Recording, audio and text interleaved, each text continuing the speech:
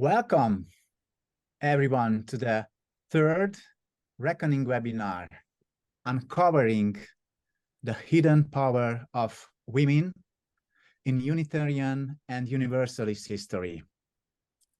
Thank you for joining us. I am Reverend Dr. Lehel Molnar, archivist at the Unitarian Archives in Kolozsvár, Transylvania, Romania.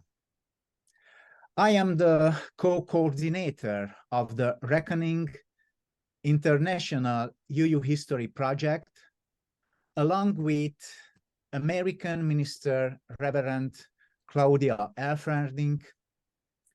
Unfortunately, Claudia, due to health problems, is unable to speak to the audience, but she is here with us in the Zoom virtual space to follow this great event. It is thanks to her dedication to Unitarian and Universalist values and to her devoted woman power that we are able to host this third event in an experimental 3 years webinar series. Thank you, Claudia. The Reckoning International Unitarian and Universalist History Project is intentionally diverse. It now includes many cultural, gender, class, and generational groups. Our team of about a dozen collaborate ministers, professors, and students. We work together to raise marginalized voices and reckon with our traditional history. As Claudia once said, there is no one story, no one history. We focus on timely historical issue. At the first webinar, Transylvanian Unitarians resisting and surviving in authoritarian times, people told their own stories during the communist regime and revealed hard truth. In last year's webinar, Holding Land Sacred, focused on 2 island countries with active and historical Unitarian and Universalist congregations, the United Kingdom and the Philippines. Today, we are happy to offer a new topic, uncovering the hidden power of women in Unitarian and Universalist histories.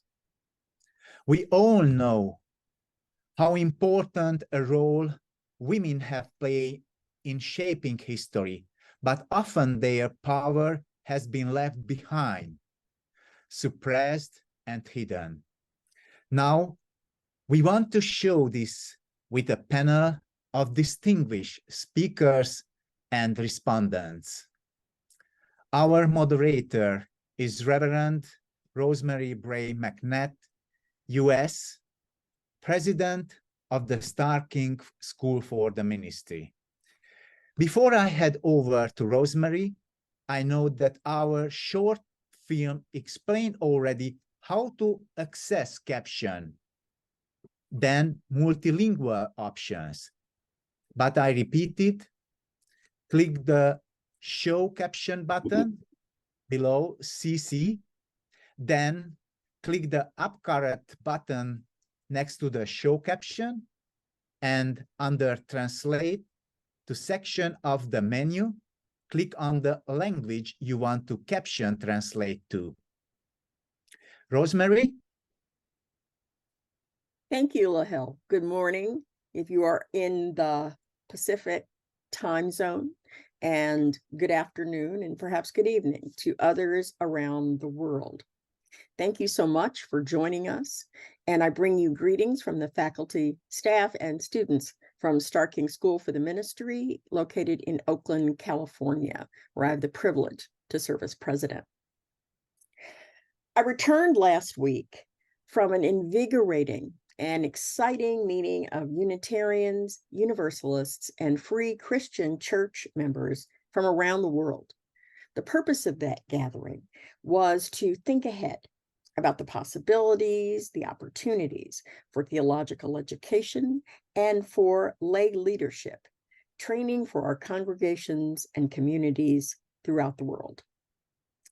There was a time when having such a conference would have been a very tiny affair, but I was excited to learn how many congregations and communities exist outside of those places that we consider the usual suspects. I had a chance to put names and faces together from visits I'd made to India and to other countries, but I also had a chance to meet new people who care deeply about our history and our heritage, as well as our future. In Brazil and in Cape Town, the Khasi Hills and in rural Kenya, as well as the Czech Republic and Transylvania, Great Britain and Canada and the United States, our faith is alive. In all of the places that I've named, there are people hungry for our faith and what it offers in an ever more difficult and dangerous world, because our faith is a beacon of freedom, not simply religious freedom, not simply intellectual freedom, but for a faith that has the capacity for resilience and resistance to protect physical freedom as well. Some of those who joined us struggle in their home communities for their faith, our faith, to be taken seriously. For several others, they practiced their faith in exile because to do so in their home country risked their lives. The Unitarian Universalism as practiced in the United States and perhaps some other countries is viewed as a faith of relative comfort and ease and privilege. But in other parts of the world, it's a faith that is risky and often without reward. That is as much a part of our heritage as the flaming chalice, perhaps more.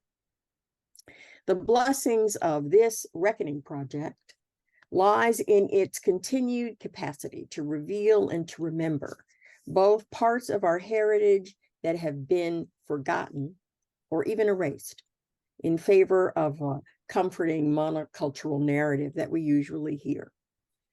Few topics are more reflective of that less accessible story than that of the women of our faith.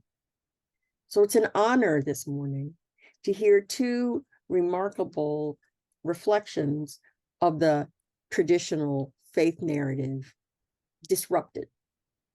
First, the story of the first Khasi woman to become Unitarian, and the presentation on profiles of Black women's ministries in Unitarian Universalism. Following those presentations, we will hear responses from ministers and lay leaders from the UK, Bolivia, and others, along with some final reflections from myself. But allow me to begin here by introducing Alisha Rani, who is a professor in the sociology department at St. Dominic's College in Shillong, India, and she will share her stories.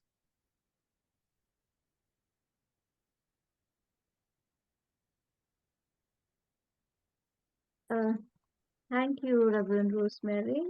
Good evening, good afternoon, good morning to each and everyone present here and listening.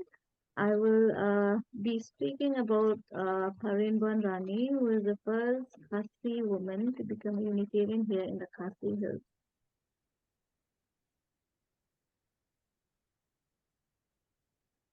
So,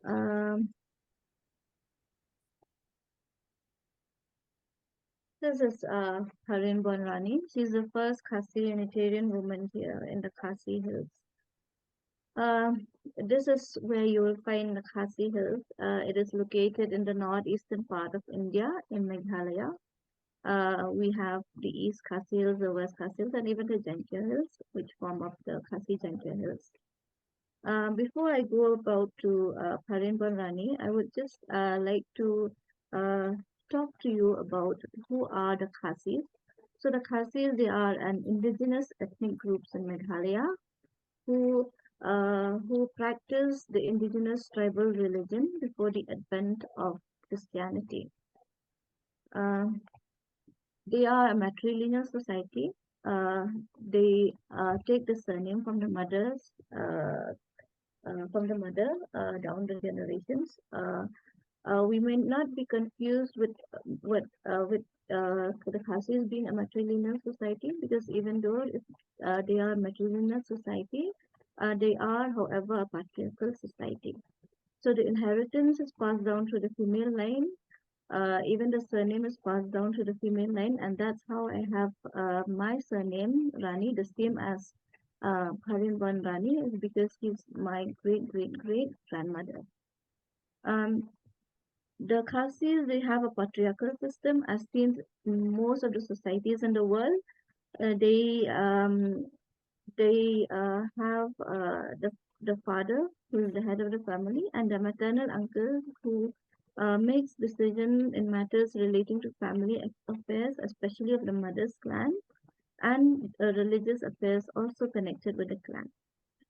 Men and women here are considered to be equal, but they have different parts to play.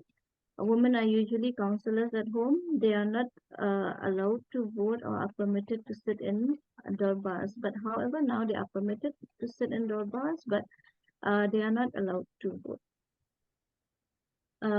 Moving on, this is a life history of Parinban Rani. So Parinban Rani was born in the year 1872 at Nongsprong, a place which is situated in the west of Shillong. Shillong is the capital city of Meghalaya, so it is a place situated in the west of Shillong. Not much is known of her mother's name, but people in Shillong would call her mother Mei Liu. Mei, which means mother, and Li, which means white, because he had a fair complexion.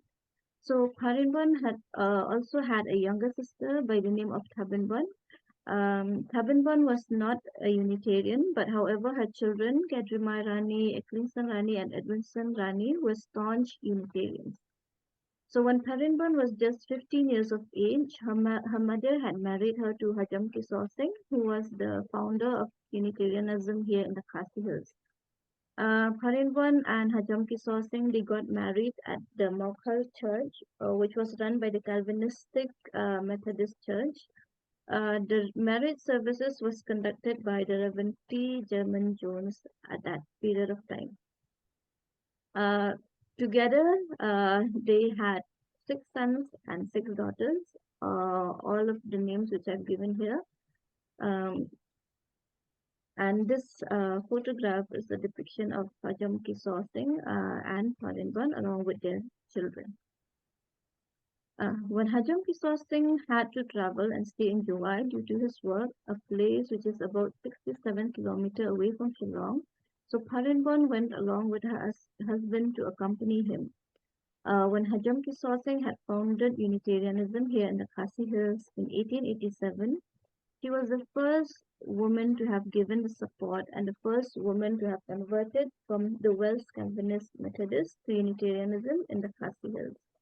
And here you will find the roll register of the Unitarians in the Khasi Hills, where her name was entered at serial number 2, and it was signed on 10th September 1887, and she was just 16 years of age at that time.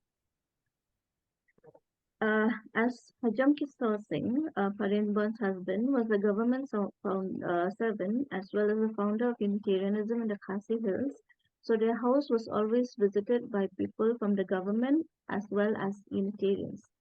Parinban would never allow them to leave without having food. Stories stories were told, and teapots would always stay on the hearth right from morning till night. It is a custom here in the Khasi Hills that whenever guests comes to our houses, we will always give guests tea and biscuits. So when it comes to providing food, Parinban would never distinguish or differentiate, but she would give equal amounts of food. to whosoever comes and visits. So she would keep ready mattresses for those who would come from afar, especially from the Karbi district of Assam. Assam is a state which is near to Meghalaya. So she would keep mattresses for those who are coming from far, far places. Not only does he have a soft heart for Unitarians, but even for others who are not Unitarians. She would make food for those who were working near her house when she found it difficult to search for them and call them and felt that it would take so much time. So she would ring a bell. There are these olden bells. So the laborers and workers, upon hearing this bell, would go to her house to have food and then get back to work. This is a photo of the house of Hajam Kisor Singh and Tharinban, which still stands today. Part of the house was caught on fire, but it was renovated. As a woman, Tharinban was good-hearted and generous. She would go to the market to buy groceries, and there was one incident in which Tharinban went to the market with a fellow woman. While buying groceries, she brought two pairs of groceries which are found in the market. Upon reaching home, she gave the fellow woman also. She did this because she knew that the woman doesn't have enough money to buy groceries since she was a poor woman. This showed her devotion to helping others, like how Unitarians here in the Khasi Hills are taught. She was a very patient woman. She had to support her husband in his works and also look after her very old mother. Farinban as a woman loved her mother very much. In Hajam Kisor Singh's notebook, a notebook which was written solely about his wife Farinban, titled December 1915 to January 1916, which was titled Kajing Pang Kajing Let Not Jong Ikumina Kajing Im Hakaf Hatarik January 1916. This is about Farinban's sickness and her demise. When Hajam Kisor Singh came from Kolkata on the 1st January 1916 at around 8 p.m., he wrote, Freeman's mother, which means Karinban, had a high temperature, hurried breathing, and cannot sleep. On the 6th of January 1916, her condition had deteriorated. Karinban's son-in-law brought Dr. Roberts, and Dr. Roberts said that her condition looked like she had gotten typhoid. She passed away on the 8th of January 1916 at 4 p.m. Her funeral took place on the 10th of January, as it's customary for Khasis to keep the body for 3 days. Her coffin was taken to the church first at around 2:45 p.m. While on the way from the church, they sang the hymn, There is Hope That is Fairer Than Day. The service was conducted and her cremation started at around 5 p.m. in the evening. It may be mentioned here that Khasi Unitarians have two ways in which a funeral is conducted, burial and cremation. The Reverend Jabez Sunderland, a Unitarian minister from Ann Arbor who came to the Khasi Hills in the year 1986, wrote about Karinban and called her Kakame ki Khasi Unitarians, which translates to Mother of Khasi Unitarians. This can be found in the Christian Register, which is dated May 24, 1970.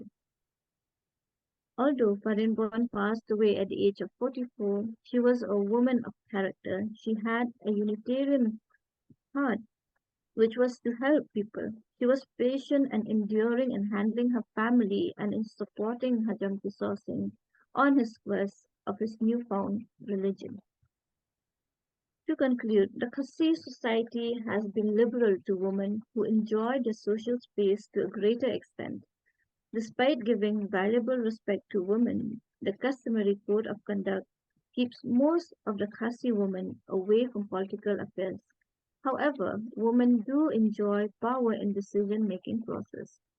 This life history of Tharinban, it shows and depicts the life of a woman supporting her husband through trials and tribulations without ignoring the fact that she was just a teenager then, and also balancing a home, taking care of her children, and supporting her husband at the same time. Thank you.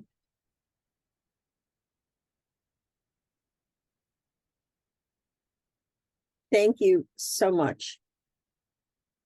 Thank you, Alisha. We are honored with your presence. Our next presenter is someone I've known a long time, the Reverend Dr. Qiyamah Rahman. She is an author, a minister, an activist, and today she's going to be talking to us about a subject near to my heart, the stories of Black women in Unitarian Universalist Ministries. Dr. Rahman. Thank you, Rosemary. Greetings and thank you for this opportunity to present on Black Unitarian Universalist clergy women. I begin with an African proverb, quote, "If the surviving lions don't tell the stories, the hunters will get all the credit," unquote. 5 years in the making, my anthology, The Rough Side of the Mountain, Black Women's Ministries in Unitarian Universalism, was birthed after recognizing the need to capture the voices of Black UU clergy women. As Black women, we sometimes find ourselves trapped in erroneous and even destructive narratives that do not reveal the fullness of our lives. And in order to deconstruct these narratives, we have to tell our stories. However, it is almost impossible to tell the stories of Black UU clergy women without first telling the stories of the white clergy women that preceded us. Some of the earliest women that paved the way for contemporary female ministers include Clarissa Danforth, neither Unitarian or Universalist. However, she was the first woman that we've identified that was ordained in America in 1815. Antoinette Brown Blackwell in 1853 was first ordained by the Congregationalist Church, which she later left and became a Unitarian minister. And of course, many of you are familiar with Olympia Brown, a Universalist ordained in 1863. 8 years later, in 1871, Celia Burley, a Unitarian woman, was ordained. An examination of recent demographics reveals that the two faith traditions with the highest percentage of female clergy are Unitarian Universalists and the United Church of Christ, or UCC. In 1994, women constituted 30% of UU clergy and 25% of the United Church of Christ clergy. In 2017, clergy women represented 57% of UU clergy. And now, as of 2023, out of a total of approximately 1,700 ministers in the United States, 60% are women. The former UU Association president, the Reverend Susan Frederick Gray, credits the increase of UU clergy women to a decision by the General Assembly in 1970, calling for increased recruitment of women to serve in ministry and policy-making roles. Efforts in the 1970s and 80s made it possible for women in the early 2000s to successfully come into ministry in larger numbers and to lead thriving congregations. Reverend Susan asserts that the push to increase the presence of clergy women also made it possible for her election as the first female to serve as the UU Association president from 2017 to 2023. And now we witnessed recently the Reverend Dr. Sophia Betancourt's historic election, uncontested, as the first Black and Indigenous woman of color and out queer woman to be elected to this prestigious office.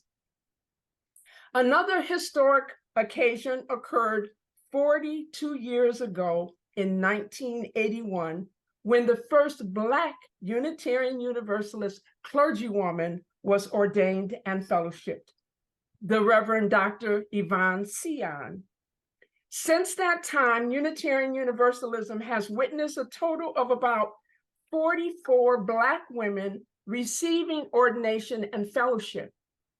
5 of these women are deceased. Peace and blessings be upon them. 5 additional women not ordained as UU ministers serve or have served UU congregations, and some in dual capacity. According to Reverend Susan, of the 41 largest UU congregations, 20 are served by female senior or solo ministers. And among them, there are at least 7 Black clergy women that I have identified that currently serve as solo or senior ministers. This network of Black senior ministers meet and provide support for one another. I think it is helpful at this juncture to also examine the entry of Black clergymen into our faith tradition, since it provides some perspective on how patriarchy and white supremacy intersects. Males tend to have a greater cultural license to embrace leadership roles as public figures, including clergy.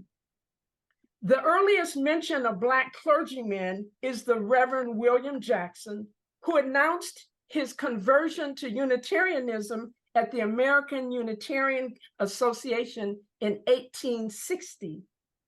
They took up a collection for him, discouraged his further ministry, and sent him on his way.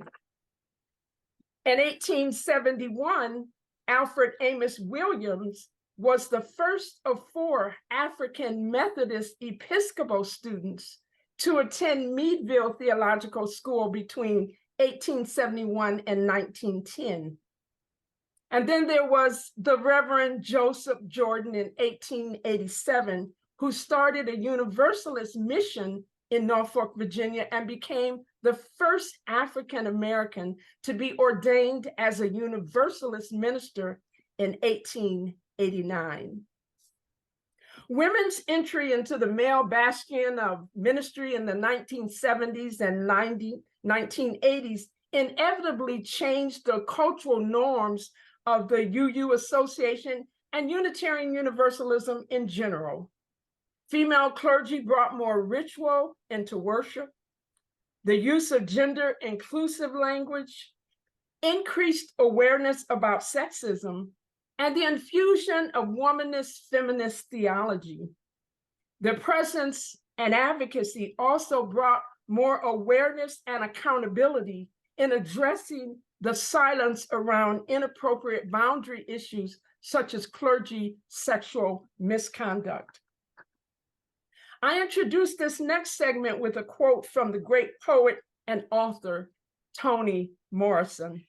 Quote, "She had nothing to fall back on, not maleness, not whiteness, not ladyhood, not anything.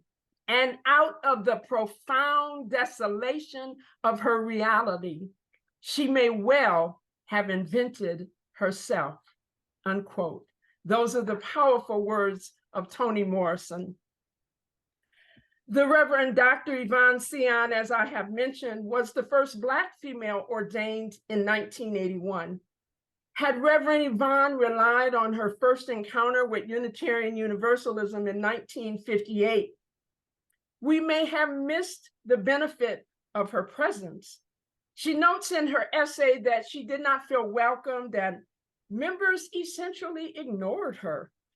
Years later, her minister, the Reverend David Eaton, a Black UU minister at All Souls Church, DC, warned her when she decided to pursue ministry. Quote, "I would be challenged both as Black and female within the UU Association." He also spoke of the suspicion many UUs would have of my non-rational spirituality.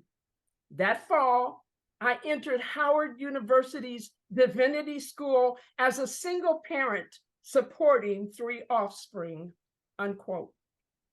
And as some of you may know, one of her children is Dave Chappelle, the sometimes controversial comedian. The second, Reverend Dr. Adele Smith Penniman, was ordained in 1982. She recounts her involvement in the civil rights movement pre-ministry. Quote, "The cross burned outside the church where we held an organizing meeting. Inside, we sang all the more fervently. Freedom songs only strengthened the resolve of local citizens to register to vote come morning. We Northern students were trained by the greats of the Southern Christian Leadership Conference, the Reverend Dr. Martin Luther King Jr., Bayard Rustin, and Reverend Hosea Williams, as well as the ordinary citizens, the true heroes who risked job and home and body for human rights and dignity. Our takeaways were far greater than what we gave. For me, one of the most compelling lessons was that religion can be a force for radical change. Without the church, it is doubtful that the Civil Rights Act and the Voting Rights Act would have passed," unquote. The third, Reverend Dr. Michelle Bentley, was called as a senior minister in 1998 at First Unitarian Church of Chicago. She recalls her observations after talking with other Black UU ministers in the 1980s. Quote, "Theologically, we were all on the same wavelength. I experienced intellectual camaraderie, a common thread of activism and strong social justice backgrounds. We were all around the same age, young, Black, and gifted. Many of them were from middle-class backgrounds and represented what W.E.B. Du Bois referred to as the talented 10th. All of them were down to earth and conveyed a sense of hospitality. We were all spiritual seekers. Each of us felt some pain and suffering for people and the world, and we wanted to address it," unquote. The fourth, Reverend Tony Vincent, was a founding member of the network of Black UUs, and she co-convened the African American UU Ministers Association. She mailed a letter dated December 27th, 1987, to Black ministers and the UU Association, expressing her concern over the censoring of a congregation. Quote, "Dear colleagues, I cannot support this resolution. I share in your outrage that our denomination, for all its great statements on the subject, is shameful on our record of placement of gay and lesbian ministers. What outrages me even more is that the complex constellation of problems at this church is labeled homophobia, and a national campaign of admonishment has been undertaken against them. I find this action bigoted, paternalistic, and insulting. It is one of perhaps a half dozen UU churches with a significant Black membership. The church needs a lot of care and community building, not accusations and condemnation. As a Black woman, more than once, I've been hired into impossible situations, jobs that virtually no white woman would take. My task was to clean up other people's messes.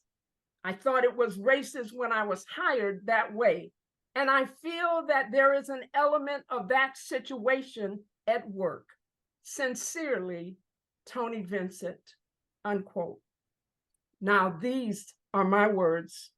Please know that we have made immense progress in recruiting and ordaining LGBTQ+ ministers.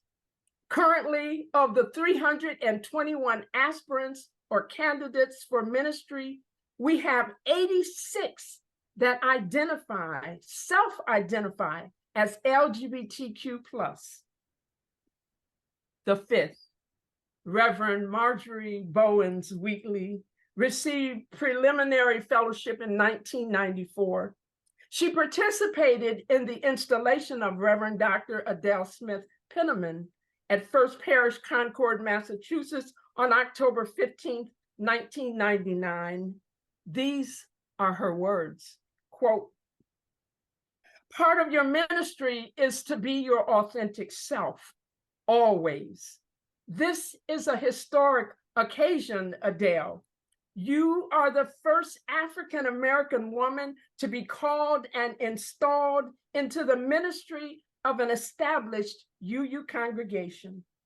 By the very act of this occasion, you have joined Black pioneers and others who have brought us to the moment of this possibility. You will not always do things the way they've always been done. You don't have to. You will not always say things the way they've always been said. You don't have to. You will not always be who some may want you to be. You don't have to," unquote. I now share some quotes from 6 Black female ministers that responded to an online survey inquiring about best experiences. 2 indicated receiving financial assistance. 1 shared in more detail. She says, "Having my tuition paid so that I can become a minister and have the opportunity to pay back.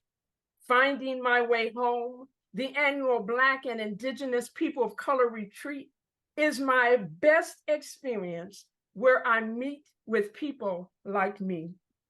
Another response, "Being accepted to train for ministry." Another, "Talking to Black female ministers and learning." Another, "Having Black female ministers in our pulpit, attending General Assembly and getting to interact with other Black female leaders."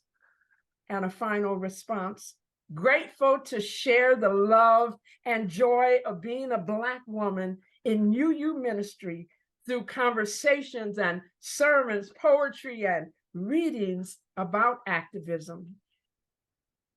My closing reading is from the Reverend Shana Glengood, the only Black clergywoman serving in Canada. Quote, "We are knocking because the world is in urgent need of our message, which says that all people matter, that the well-being of our earth is intrinsically linked with our own future, that people in other parts of the globe cry out for peace, and we must hear and heed their cries, that people in our towns and cities cry out for food and shelter and a way of life, a way that knows all souls are worthy of love. Yes, we stand in a long line of visionary UU thinkers and believers who call to us what they dreamed be ours to do indeed," unquote. Those are the words of the Reverend Shana Lingood, and my closing words, beloveds, may the sacrifices and contributions of Black UU clergy women be a bridge into your hearts, a bridge into the future, and a bridge to building beloved communities. May it be so, and blessed be. Ashe. Thank you so very much, Qiyamah. It is an honor to hear this and brings back so many memories that I will share in my own response. We have a group of respondents, and the very first is Dr. Ann Peart, the Reverend Dr. Ann Peart. She's former principal of Unitarian College in Manchester, England. She does research into Unitarian women and has written about feminist theology and eco-theology, LGBT+ matters, and sees herself even still as an activist. Dr. Peart. Thank you. And thanks to both Alisha and Qiyamah for your presentations. It's good to learn of Unitarian and UU women from across the globe whose stories have not been told. I appreciate that your contacts are very different from my British one, but in my response, I want to consider your presentations in relation to my British context and highlight some similarities and differences. I'm particularly grateful for Alisha's brief account of the position of women in Khasi society. Ever since my brief visit to the Khasi Hills, which is now over 40 years ago, I've found this a puzzle. Although being informed it was a matrilineal society, almost all the speakers at the public events were men. In England at this time, the male monopoly was not quite as complete. I was interested to learn about Faria ben Rani. During the second half of the 19th century in England, middle-class women were beginning to be able to take on a wider range, particularly of church activities. For most of the century, middle-class women were generally restricted to the home, but church activities such as visiting the poor and sick and Sunday school teaching enabled them to widen their sphere of influence, and some even began to conduct worship. Our first women ministers who were officially trained and recognized were actually in post before Faria Ben's death. Though I would agree with you in stressing the importance of hospitality in strengthening our Unitarian communities. Qiyamah's telling of the African proverb reminded me of the importance of making sure that women's stories are told. In Britain, Unitarian history is still largely told in men's terms, particularly of their writing and their activities. The growing acknowledgement of women's lives has still not resulted in much change to the way Unitarians talk about our history. We are still trapped in passive narrative, as Qiyamah puts it, but I live in hope. A brief analysis of the proportion of women in UU ministry made me look again at the British figures, which, based on much smaller numbers, tend to be more variable. According to our current General Assembly handbook or directory, we have only 132 fully qualified ministers on the roll, and about 1/3 of these are women. Interestingly, at most of our national ministers' conferences and gatherings, women make up at least half. Perhaps this says something about the increased valuing of mutual support amongst women.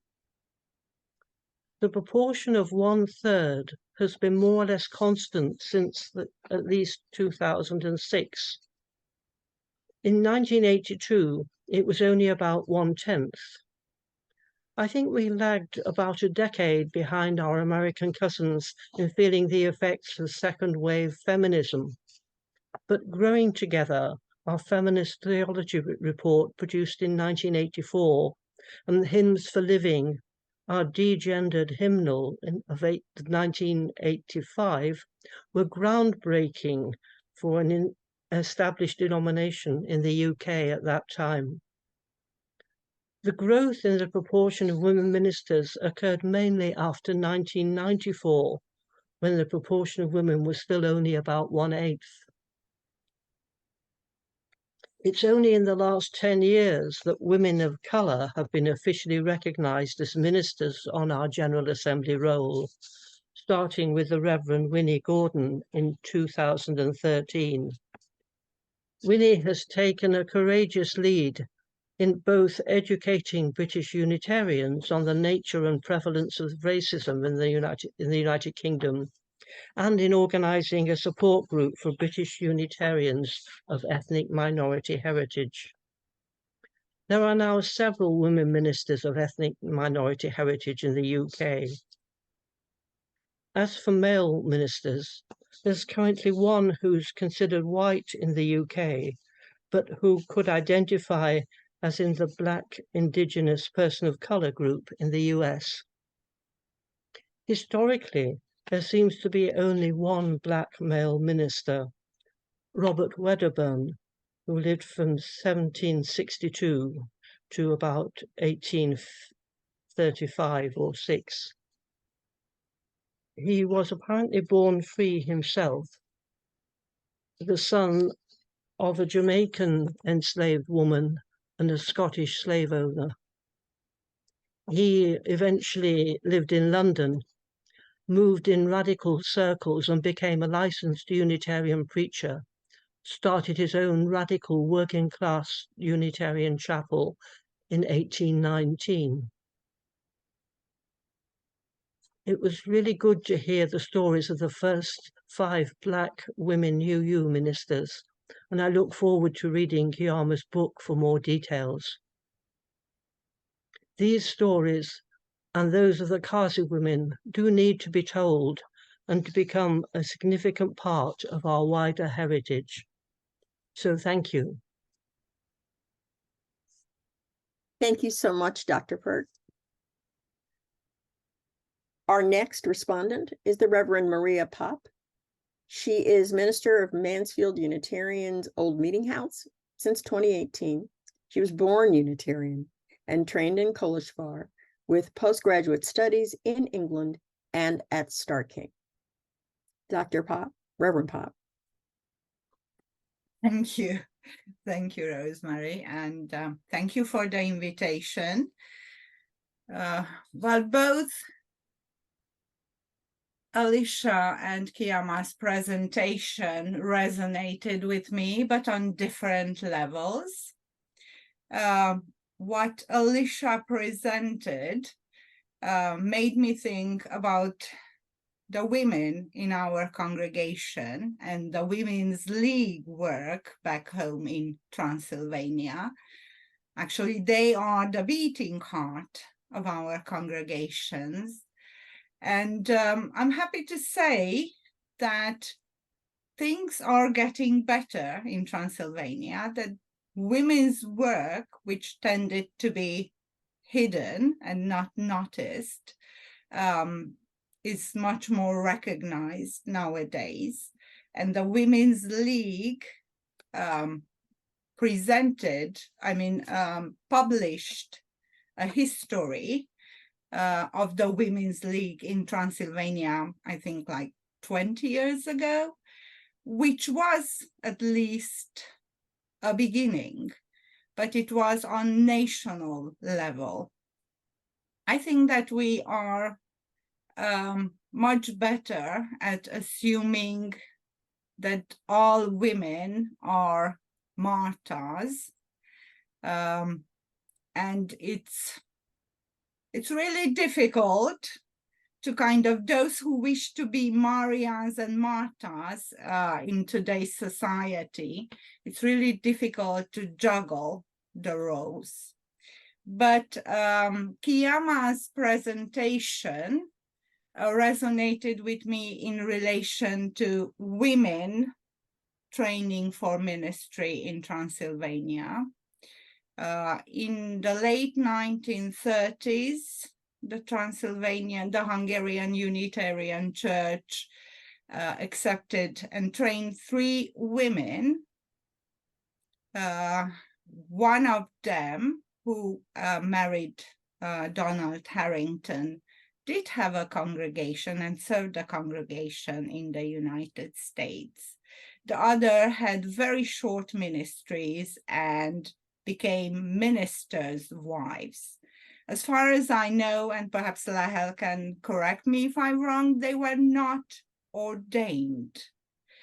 But this was a difficult time, war years, And after that, there was 60 years when women were not trained at all.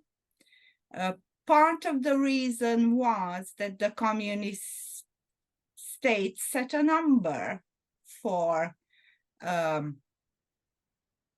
people allowed to train for ministry. Each church had a very rigid number, mostly 1 or 2 students, and of course they were male. So the church opened up training for women in 1990, which, if you think back, it's not that far away. And there were 3 of us who started training, and all 3 of us are still ministers. When I came to England 5 years ago, I think the ratio was 1/3 female to 2/3 male. But lately there are more women entering ministry, I think, and Lehel perhaps has current data. And I was thinking about Qiyamah and about writing about Black women ministers, and what a wonderful project that is. And I hope I will be able to get your book and read it. But the thing is that if I think back 30 years, it's not a long time.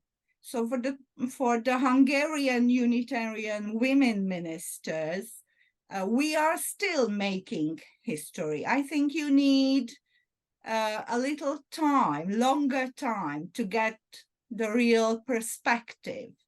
But so many things from Qiyamah's and from the first Black women ministers resonated with me, that you had to forge your identity and your ministry. There was nothing to fall back on. You had just male colleagues around you. And I think that by and large, we did quite a good job. And I'm really pleased, though it's not easy even today to be a woman minister. And I think not just in Transylvania, but anywhere. So I'm really grateful for both presentations, because I think that Alisha's was the kind of Martha side of us, the serving, the hospitality, that which keeps the family and the community together, that side of womanhood. And Qiyamah's was about Maria, about serving on a different level. So both presentations kind of make a whole for me, and I'm really very grateful. Thank you. Thank you so much. I'm sorry that I went out of order. I apologize for confusion. But our next presenter is Olga Flores Bedrigal. Has been active in developing the Unitarian Universalist movement in Latin America for many years. She is a scholar and an activist, and I had the pleasure of seeing her just last week in Prague. Olga, please. Thank you very much. I deeply appreciate the opportunity to comment on and absorb the moving text offered by Alisha Rani. The importance of this event is discovering traces that we can incorporate now to our universal Unitarian spiritual experience, and supporting us to face new existential challenges. In the person of Paramondo Rani, we have an example of a theoretical and philosophical statement that is not proclaimed grandiosely in a text, but is written in her daily life actions. She practiced an ethical principles that guide our lives.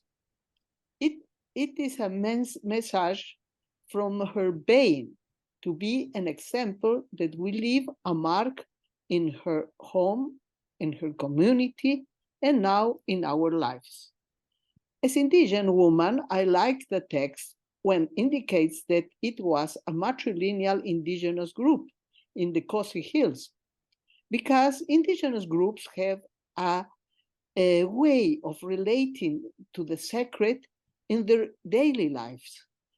When the Spanish arrived in what we call now America, some Spanish came searching of material richness, while others came on a mission, and as missionaries, after the failure of the Crusades, they want a cause to address. So they came to America. They arrived and found peoples and temples and a diversity of religions devotion. And of course, they were not universalists, they open mind. So they see contemplatively the indigenous people. And that, but the indigenous peoples was so strong that the Inquisition had to be established, not to be against the Protestant, but to eradicate idolatries. This is a traumatic event has left its marks in Latin America. So the text resonates with us because it stirs within us the recognition that in such different contexts, we can practice a liberal spirituality that originates from the heart rather than the reason, of shown to us by Rani in this text about Paramount Rani. We are a faith that doesn't proclaim and impose a singular truth, but embodies a way of living the sacred. There are more things we can catch, more things that catch my attention, and I believe it is of vital importance, assimilate from the life of Paramount Rani. One of our after reading this text, she became for me one of our mentors. Three things more that I want to see about this extraordinary woman. First, our faith is structured not around in what we say, but in what it is done, and the story of this text shows these principles that we have, that the hospitality is sacred. Her home, her ecclesial church, where gathered, she carries all around his life. Where she goes the community. People joined to her, and she attended to the community as the church. So she always offers food, serve tea, offer place to stay. This is the first lesson that I catch of this woman. Nowadays, we are talking to incorporate an 8th principle. But if I think that the most important at this moment is to see if we have to incorporate something. I can say to incorporate the principle of Paramount Rani, hospitality, that everywhere we are, we have to give hospitality to and shelter for any human being. The second thing is that catch my attention was the Pharamond Rani adopted the Unitarianism quite naturally in a cultural context of India, where the Code Manu at the times was fully enforced, where laws against women were inscribed and make supremacy men impose. In the book, the faith that we have chosen, contemporary Unitarians maintain that they adhere to the Uism, but because they were not born. But in this case, we can say case of religious conversion. But in the case of Pharamond Rani, there is a natural religious adoption process. As as I say, the indigenous have a natural and different way to link with the sacred. The values that we proclaim are those that that she always had in her ADN, from experience starting, and this experience started when she married. Nowadays we can criticize that at 15 years, but immediately this was something natural to adopt it, the Christianity in that way of her husband. So it's a natural adoption process that you feel. Many Unitarians, when we get in a Unitarian church, immediately we feel something. It's not something that conversion by mind. And finally, the third, there is no religion or faith without community. As the gospel says, where you gather in my name, there I am. And Pharamond Rani, the community in her was the extended family, and this is a community when you feel at home. I call to take the example of this woman who lives a permanent theological link outside of the format of formal temple, with the presence of the sacred in all human beings. Let's build these three pillars in our community. Thank you. Thank you so much, Olga. And thank you so much to all of the participants this morning. I am just buzzing with inspiration and thoughts in response to everyone who's spoken. I'll try to be coherent amid my excitement. I'm really grateful for the glimpses into these hidden histories of women in the Khasi Hills, particularly around Fermbon. And I felt a certain connection because like her, I married into Unitarian Universalism and into a family that was extensively involved in the faith.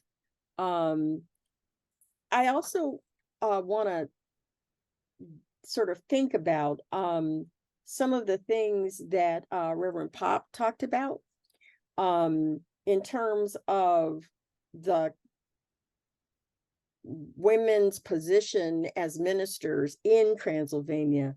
I just made my first trip to Transylvania in September to be at the Congress of the International Association for Religious Freedom, where I spoke, and the International Association of Liberal Religious Women, where I also spoke, and where my mother-in-law, my late mother-in-law, Gladys McNatt, was president of that organization in the 1990s. So it was very important for me to attend that conference.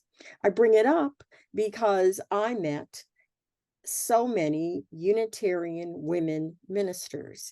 In fact, there must have been at least a dozen at this particular session of the meeting.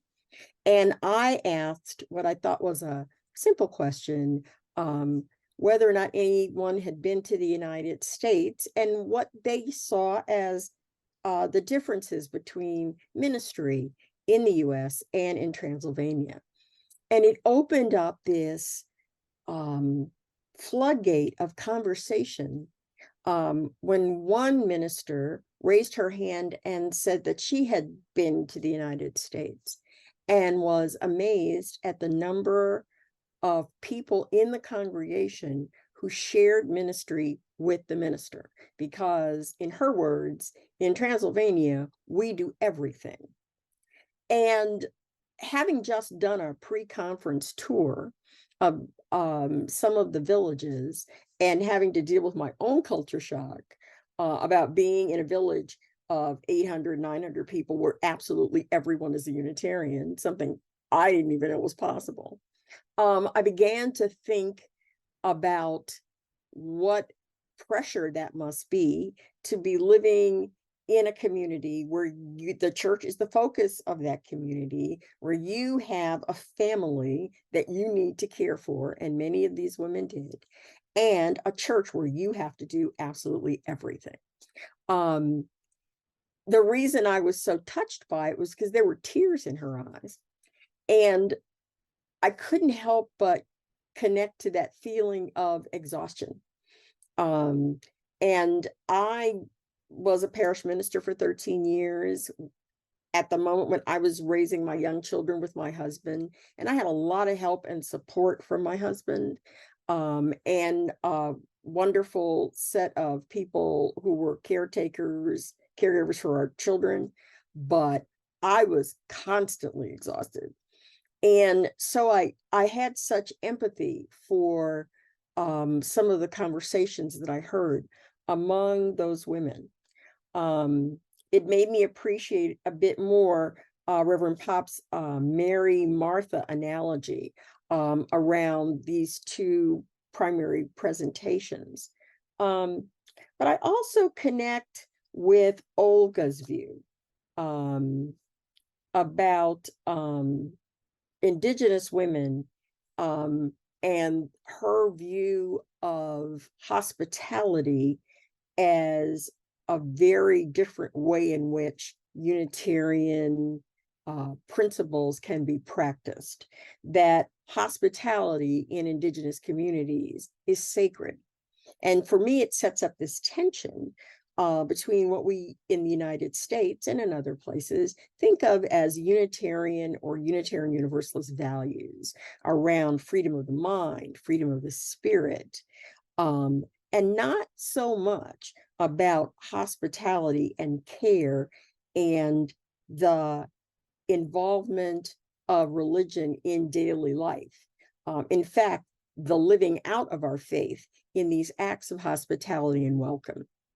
I think about that when I consider some of the tensions in congregational life between people who've always been there a while and people who are new in a congregation, and how you get people to welcome people. That is often a huge topic in Unitarian Universalist congregations in the United States.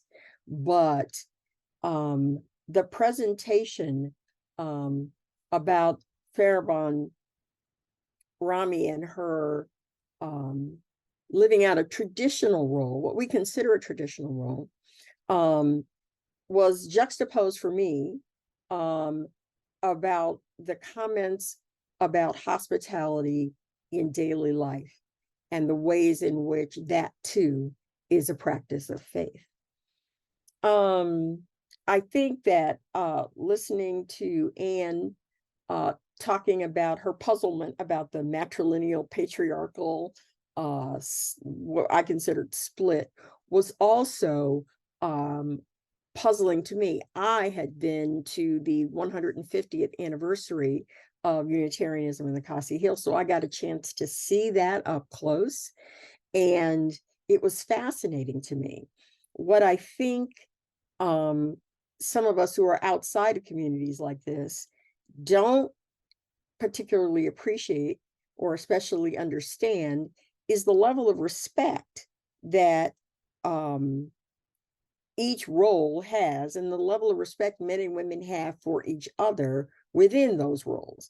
That is not something that modern women in the United States particularly appreciate. And I think that we place our lens of the battle to expand women's roles and to expand men's role in the home. We use that lens to impose on cultures in which there's a complementarian way of dealing with this. It's not ours, but I appreciated some of this thinking that both Anne and Alisha brought to the conversation. I saved my remarks about Qiyamah for last because it's something that is deeply meaningful to me. My interest in this topic goes back nearly 40 years. I became a Unitarian Universalist in 1985, the year after I got married. And I became a Unitarian Universalist at the Community Church of New York. And that has so much resonance to some of the things that we were talking about here. When I was reading Qiyamah's presentation, and she talked about Michelle Bentley, she was an intern at Community Church when I joined. And she was the first Black woman minister I had ever seen. At this point, I wasn't thinking about ministry at all. I was just immersed in this church that meant so much to my husband and his family. I was only beginning to discover what Unitarian Universalism had for me. I also had opportunities to meet with Donald Harrington and his wife Vilma Harrington. And so Maria, I met Vilma, and it was my first understanding that there was this place called Transylvania that actually had Unitarianism before Unitarianism existed in the United States. All this was new to me.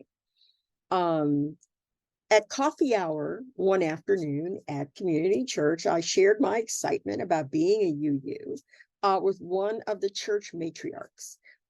She was a woman named Maud T. Jenkins. Now, one of the things you should know about Community Church is that it was this biracial hub of ministry and social activism. So much so that I thought all of Unitarian Universalism had Black and white and other ethnic and racial groups in all of their congregations. And so I lived my first 3 years as a Unitarian in blissful ignorance. It was actually 2 years, until I attended my first General Assembly in Little Rock in 1987 and wondered where all the Black people went, because it looked nothing like my home church. In any case, I was talking to this woman, one of the matriarchs of the church. Her name was Maud T. Jenkins. And it was she who opened the door for me to my study of Black women in this faith.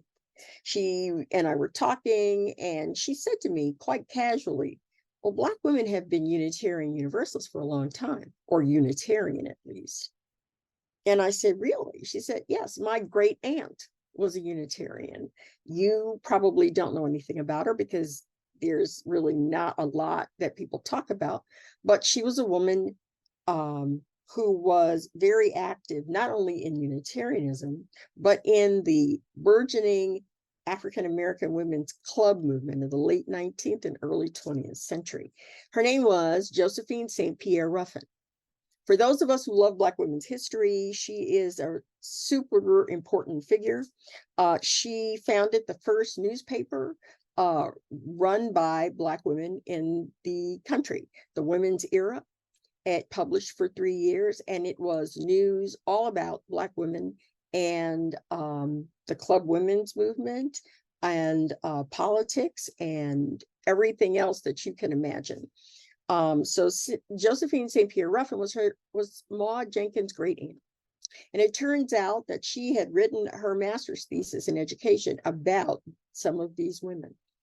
And it was then that I began to understand Unitarian and Universalists' lack of welcome for Black women, but also the insistence that certain Black women had that this was a faith that spoke to them.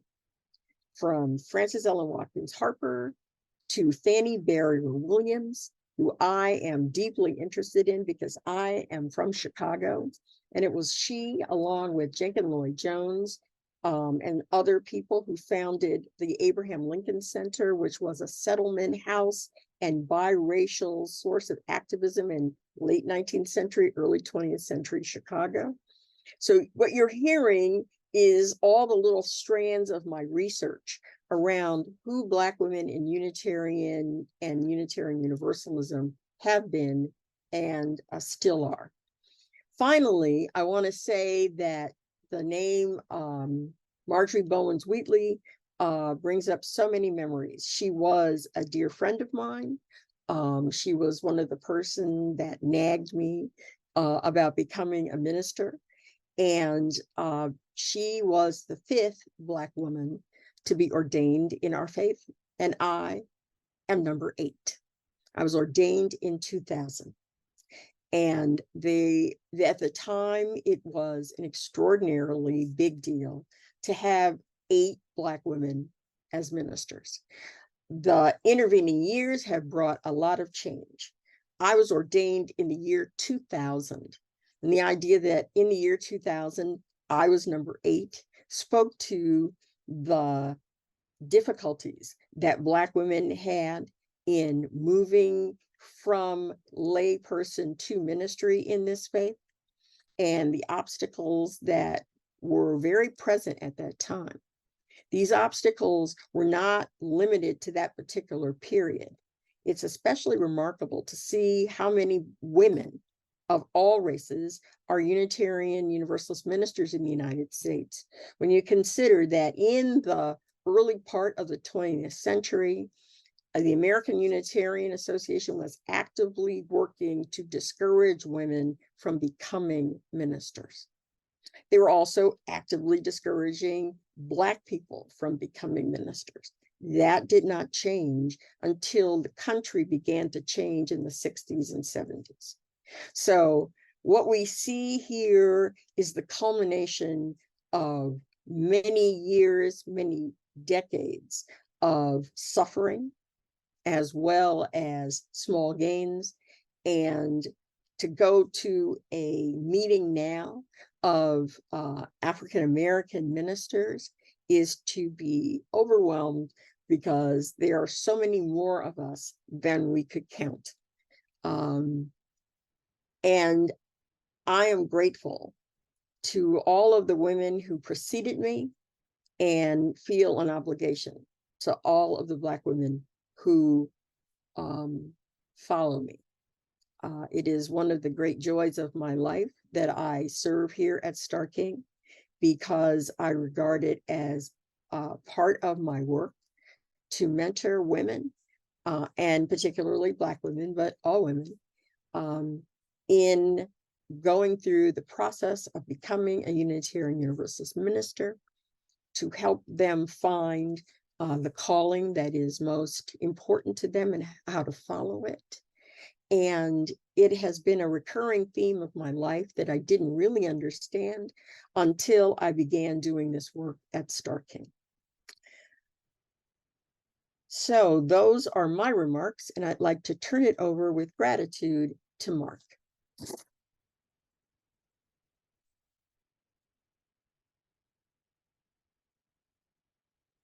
Thank you, Rosemary. To conclude this webinar, we want to express our deep appreciation to all of our presenters, those who planned the program, and of course, the audience. My name is Mark Harris. I'm a retired Unitarian Universalist minister and historian. This was amazing. First, I want to express our gratitude to our wonderful participants in today's program, our moderator, Rosemary Bray McNatt, our chief presenters, Alisha, Rani, and Qiyamah Rahman, our responders, Peart, Olga Flores, and Maria Pop. Let me also express our appreciation to Lehal Molnar and to Claudia Elferdink for founding the Reckoning International Unitarian and Universalist Histories Project and guiding us in the preparation of all of these webinars.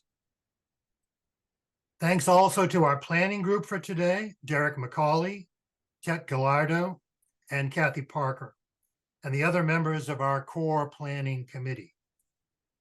And finally, to Meg Richardson from Starr King, who has guided the technical aspects of presenting this webinar with assistance from her tech ministers, who are Melissa Gibson, Kelly Kinsman, Carol Maciel, and Dana Matthews Moore. And of course, Xander Huffman for the slideshow. Xander will also oversee the final editing of the recording of this webinar, which will be available early next year on the Starr King YouTube channel. Watch for a notice about availability. Finally, thank you to all those of you who have registered and watched today's webinar. We appreciate everyone's commitment to reckoning with our history and raising the voices of those who have been marginalized or neglected or ignored in the telling of our Unitarian and Universalist stories. This Reckoning Project has been a 3-year experiment in uncovering aspects of our history and traditions that have often been lost to us, forgotten, or never told at all. And today's webinar is the last of 3 webinars that have covered a variety of subjects, which Lehal outlined in his introduction. In reflecting on these 3 webinars, we also want to hear from you. Please give us your input on the content of all of these webinars, especially today's, what you have learned, and what you yearn to know more of. Please email us your feedback. And those comments can be directed to Claudia Elferdink, whose email is celferdink@comcast.net. It was on the invitation to this Zoom webinar. Or you can also write to the Reckoning's UU Histories Project at reckoninguuhistories@googlegroups.com. And that address was on the slideshow that you saw today as well. So either email will do. Finally, help us determine what we want for the Reckoning group. What's next for us? What will we become? Would you like to see more webinars? Would you like to be part of an international discussion group that reflects on our Unitarian and Universalist histories? Or should we just be grateful for the contributions of our participants and allow new voices to rise up and reflect on our past? Let us know. The planning group will meet in the next few weeks to discuss these issues. Let us know what you think we should reflect upon and what we should do going forward. Thank you all again for being part of this webinar today. In the words of the Reverend Qiyamah Rahman, and I quote, "Now is the time to call on the memories of the ancestors who thought they could not walk another step toward freedom, and yet they did. May we keep walking together those reckoning steps." Thank you again, and goodbye.